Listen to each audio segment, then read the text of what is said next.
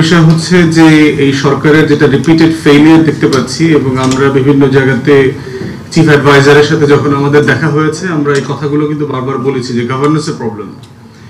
এই টোটাল অন্তর্বর্তীকালীন সরকারের যদি সিঙ্গেল ফেইলিয়ারের কথা আমরা বারবার বলি, সেটা হচ্ছে যে মানে শাসন করতে না পারার যে মানে ইনক্যাপাসিটি, যে কালেকটিভলি টোটাল টিমটা মনে হয়েছে তারা দেখবেন যে প্রচুর বলে যে আমরা তো অনেক রাত জেগে কাজ করি, 3-4টার সময় বাসায় যাই, ফেসবুক দেখি না, এই ধরনের দেখবেন কিছু ডজি এক্সকিউজেস ওনারা বলেন আর কি। কিন্তু দিন শেষে ওনারা মানে হেভিলি ফেল করছেন গভর্নেন্সের জায়গাতে। এবং গভর্নেন্সের একটা বড় জায়গা হচ্ছে এই যেটা বারবার আমাদের মানে আলোচকরা বলছিলেন যে কনসালটেশন, যে এই কাঠামো রাষ্ট্র কাঠামোর ভিতরেই কনসালটেট করবার যে একটা মানে প্র্যাকটিস।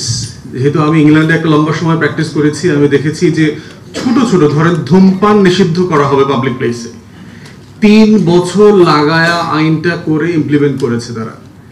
এই লেভেলের কনসালটেশন করেছে। সারা আপা কারেক্টলি বলেছেন যে কাদের পরামর্শ নেওয়া হয়েছে। ওখানে ওয়েবসাইটে দেওয়া থাকে যে শহীদুল ভাই দৃক গ্যালারি উনি এই মত দিয়েছেন, এটা একেবারে মানে কমপ্লিটলি ওয়েবসাইটে দেওয়া থাকবে যে কে কি মত দিয়েছেন। কারণ আমাদেরও তো বুঝতে হবে যে কাদের মতামত নেওয়া হচ্ছে। আপনি যদি বাঞ্চ অফ ফ্যাসিস্টদেরকে ডেকে আবার জিজ্ঞেস করেন যে ভাই কি কি করা দরকার, তো সেটা এমন একটা জিনিস ওখানে দিবে যেটা তার গত 16 বছরের রেজিমকে ফ্যাসিলিটেট করবে, 16 বছরের রেজিমকে যেন বিচারের মুখোমুখি করা না যায়, এরকম কিছু সিলি টেকনিক্যাল জায়গা ওখানে তৈরি করে দিবে। তো সেই জায়গাতে আমরা বারবার দেখতে পাচ্ছি যে এইটা করবার যথেষ্ট ঘাটতি আছে এবং আগ্রহ দেখতে পাচ্ছি না। কমিশনগুলোর বিভিন্ন সদস্যের সাথে আমাদের বিভিন্ন জায়গায় দেখা হয় যে ভাই আমাদের পলিটিক্যাল পার্টিগুলোকে ডাকেন না কেন মতামতের জন্য, বলে যে আমাদেরকে বলে দিয়েছে যে আপনাদের মতামত আমরা আসলে নিব না, ওটা চিফ অ্যাডভাইজার নেবে। তো এখন আমার সেকেন্ড প্রশ্ন হচ্ছে এটা বাস্তবায়ন কি আপনারা করবেন? কে করবে?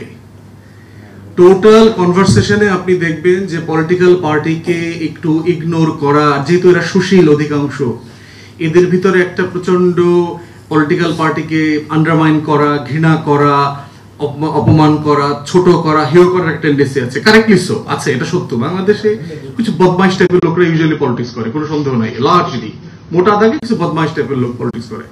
তো এই জন্য এটা করবার একটা জায়গা আছে, কিন্তু দিন শেষে এই বদমাইশ গুলোই তো দেশ চালায় ভাই। মানে কোনো অপশন তো নাই আপনার হাতে। আপনি ইদার এদেরকে হলো ফেরেশতা বানাবেন ওভারনাইট, আপনার কাছে যদি টাইম মেশিন থাকে, কোনো ওষুধ টষুধ থাকে, মেডিসিন থাকে, দিবেন, খাওয়াবেন, অ্যান্টিবায়োটিক্স দিবেন। এগুলো প্রত্যেক রাজনৈতিক দল, রাজনৈতিক নেতা কর্মীরা খেয়ে খেয়ে খেয়ে খেয়ে মানুষ হবে, তারা ফেরেশতা হয়ে যাবে, তারপর দেশ চালাবে। আদারওয়াইজ এদের সাথেই বসতে হবে।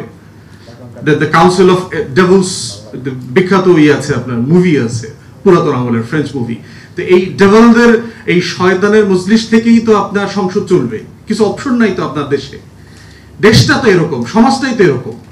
এখন দিন শেষে এদের সাথে আপনাকে বসতে হবে, এদের সাথেই কথা বলতে হবে, এদের সাথে ডায়ালগ করতে হবে, এদেরকে মিটিং এ এনে এনে শিখাইতে হবে, বুঝাইতে হবে, প্রধান অতিথি করে এদেরকে আসলে ছাত্র বানাইতে হবে প্রত্যেক মিটিং এ। তো এই প্রসেসটা ফলো না করলে দিন শেষে যেটা হবে যে আপনার কোনো কমিশনের রিপোর্ট সাকসেসফুল হবে না। এবং এটা আমরা বারবার দেখতে পাচ্ছি, এবং আপনারা দেখেছেন যে পলিটিক্যাল পার্টির সাথে মিট করা বিভিন্ন কমিশনের যথেষ্ট রিলাক্টেন্স আছে। তো এই এক্স্যাক্টলি সেম প্রসেস আমরা দেখতে পাচ্ছি ফলো করা হচ্ছে। এটা করে যেটা হচ্ছে যে কিছু আজগুবি পরামর্শ কমিশনের আলোচনা থেকে আমরা শুনতে পাই, মাঝে মধ্যে কিছু আজগুবি ধরনের আলোচনা সেখানে হয়। এইটা যখন আপনি ফিল্ডে ছাড়বেন না, পলিটিক্যাল পার্টি 1 ঘন্টার ভিতরে এটা খায়া ফেলবে। এমন কিছু ইস্যু রেজ করবে আপনাদের বুদ্ধিজীবীর মাথার উপর দিয়ে চুলটুল সব আমার মতো টাকা হয়ে যাবে, দেখবেন নগদে চলে যাবে বুদ্ধি দিয়ে। ম্যানেজই করতে পারবেন না। পলিটিক্যাল পার্টি এত বাটপারি জানে, পলিটিক্যাল পার্টির লিডাররা এত লেভেলের শয়তানি জানে, আপনাদেরকে 2 দিনের ভিতরে খায় ফেলবে। তো এই কনভারসেশনে যদি পলিটিক্যাল পার্টিকে আপনি এখনই মুখোমুখি না করেন, এখনই যে তার কাছ থেকে আপনি চার্টার করে এগ্রিমেন্টে না নিয়ে আসেন যে হ্যাঁ নেক্সট টাইম গেলে সে ওয়াদা দিচ্ছে করবে, এই ওয়াদাবদ্ধতাকে এখনই করতে না পারলে আপনারা এটা করতে পারবেন না। এবং এটা খুবই দুঃখজনক যে কথাগুলো আসছে। এক্স্যাক্টলি আমরা দেখতে পাচ্ছি যে টোটাল সেই গ্যাপটা, ভয়েডটা রেখে করা হচ্ছে। মিথ্যা মামলার কথা আসছে। আমি প্রথম দিন থেকে বলছি ইংল্যান্ডের মডেলে একটা ক্রিমিনাল কেসেস রিভিউ কমিশন করেন, কারণ আপনি এই 1.5 লক্ষ 2 লক্ষ মিথ্যা মামলা তো সাডেনলি আপনি বাদ দিতে পারেন না। তাহলে যেটা হচ্ছে যে আপনি অমুককে চেনেন, অমুকের মামলাটা বাদ দিচ্ছেন, অমুক দলের গুরুত্বপূর্ণ নেতা তারটা বাদ দিচ্ছেন। আমি গরিব মানুষ, আমি লোকাল বিএনপি করি, ইউনিয়ন পরিষদে, আমাকে যেহেতু কেউ চেনে না, আমার মামলাটা বাদ হচ্ছে না। তাহলে রাষ্ট্র তো এই ডিসক্রিমিনেশন করতে পারে না। ব্রিটেনে এই জন্য আপনার ক্রিমিনাল কেসেস রিভিউ কমিশন আছে, সারা দুনিয়াতে আছে, যে আপনি মিথ্যা মামলাগুলো একটা কমিশনকে দিতে হবে, প্রত্যেক অ্যাপ্লিকেন্ট তার জায়গাতে যাবে, আবেদন করবে এবং একটা গাইডলাইন ফলো করে মামলাগুলোকে তুলে নেবেন। না হলে যেটা হচ্ছে যে এর ভিতরেও রাষ্ট্র বৈষম্য করবে, কারণ রাষ্ট্র কাঠামোটাই আইন কে তৈরি করেছে? এই বোগাস 53 বছরে যারা যারা আইন তৈরি করছে আমলারাই করছে। আমারই বন্ধু বান্ধবরা আছে ড্রাফট সেকশনে কাজ করে ল মিনিস্ট্রিতে, ওদের ক্যাপাসিটি, ওদের টেন্ডেন্সি, মানসিকতা তো আদ্যপান্ত ডিএনএ আমরা জানি। তো তারা আসলে দেশের জন্য তো আইন তৈরি করছে না, দেশ তাদের মাথায় নাই, তাদের মাথায় হচ্ছে ডেপুটি সেক্রেটারি হওয়ার দিন তারিখ পার হয়ে গেছে, 3 মাস হয়ে গেল, তো এখন যদি প্রমোশনটা না পায় অ্যাটলিস্ট মহার্ঘ ভাতার 10% যেন ভূতাপেক্ষ পাওয়া যায়। সে তো এই রাষ্ট্রে নাই।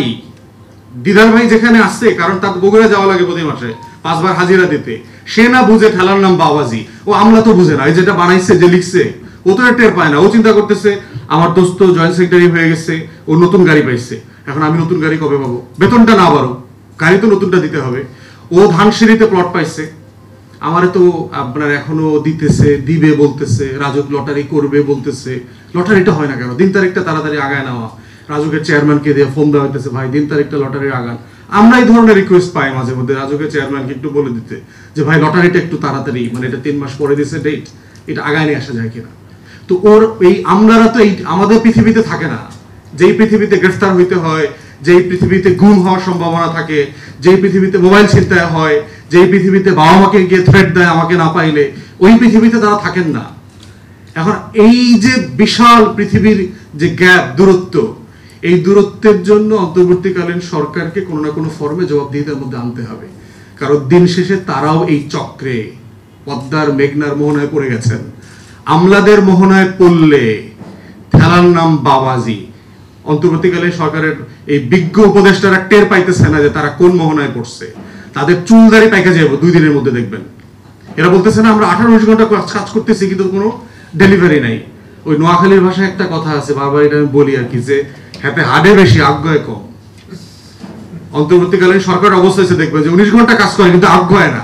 ওই যারা মাইকেল জ্যাকসনের মুন ওয়াকিং দেখছেন না, হাতে একখানে বসে খালি হাডে কিন্তু আগায় না। কিন্তু অন্তর্বর্তীকালীন সরকারের অবস্থা হয়েছে তাই, 5 মাস ধরে দৌড়াইতেছে কিন্তু আগায় না, লাল দড়িতে ধরতে পারতেছে না সে। সো এই যে মানে আমি অ্যাপ্লাইড জায়গা থেকে বললাম, এগুলো টেকনিক্যাল জায়গা না, কিন্তু আমি ভিতরের অবস্থা দেখে বুঝতেছি বাস্তবতাটা আসলে কি হচ্ছে। এই নাটকের প্রত্যেকটা স্ক্রিপ্ট জানি, এটা না জানলেও, এটা না পড়লেও এই নাটকটা কিভাবে তৈরি হয়েছে এর প্রত্যেকটা স্ক্রিপ্ট সম্পর্কে আমি জানি।